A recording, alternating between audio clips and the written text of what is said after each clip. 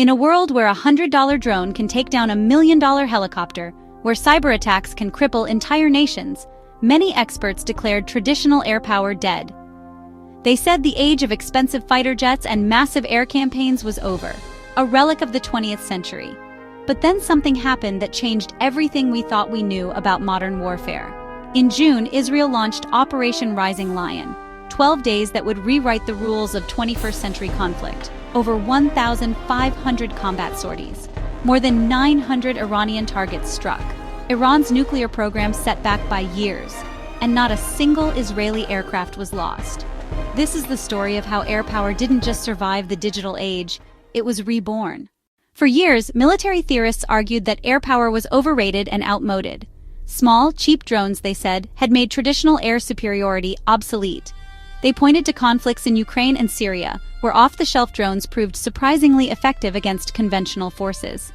Why invest billions in a single F-35, critics asked, when an adversary can launch swarms of $1,000 drones? But military strategists countered that advanced air power hadn't become obsolete. It had evolved into something far more sophisticated. Modern air superiority isn't just about having the fastest jet.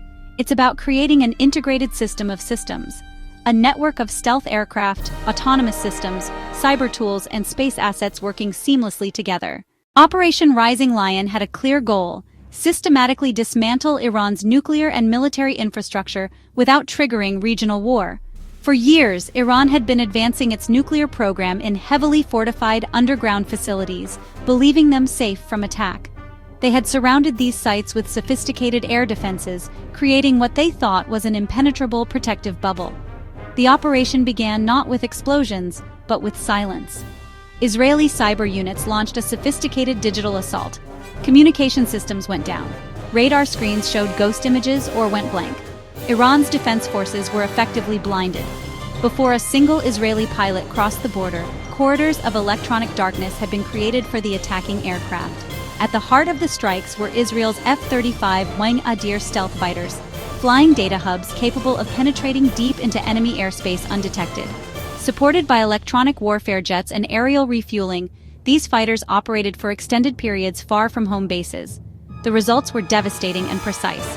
Specific buildings destroyed within larger complexes, minimizing collateral damage.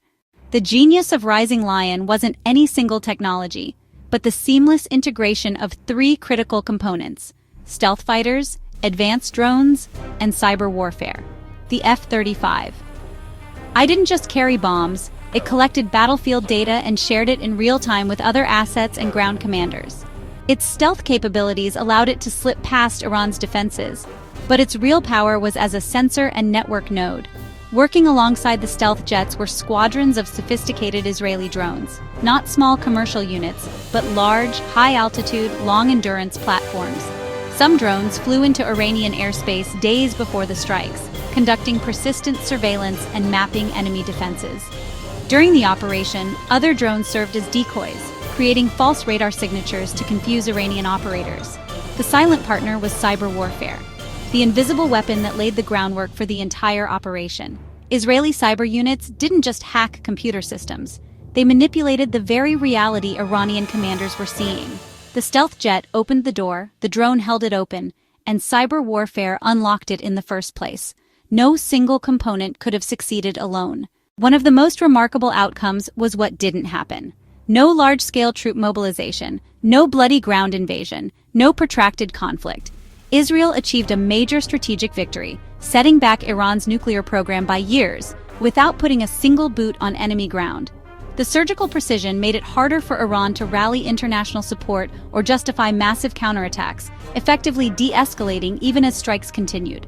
This achievement directly challenges the belief that air power alone cannot win wars. When the objective is disrupting specific programs rather than occupation, sophisticated air power can be decisive. It allows leaders to take decisive action without the domestic political fallout of casualties, making force a more viable policy option.